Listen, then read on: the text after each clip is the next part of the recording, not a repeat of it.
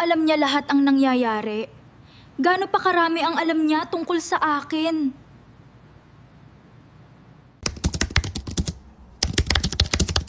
Sino ka? Paano mo nalaman yun? May stalker ba ako? May mga camera ba dito sa bahay? Ako lang naman tao dito. Kailangan kong malaman kung sino ang nakikinig. Check mo ilalim ng kama mo kung gusto mong malaman ang sagot. Huwag kang matakot dahil nasa akin ang katotohanan. March 31, 4:70 ng hapon. Naalala mo pa ba ang nangyari? Iniyakan mo ang pagkawala niya. Ayaw mo siyang kalimutan, di ba? Gusto ko lang ipaalala sa iyo ang lahat.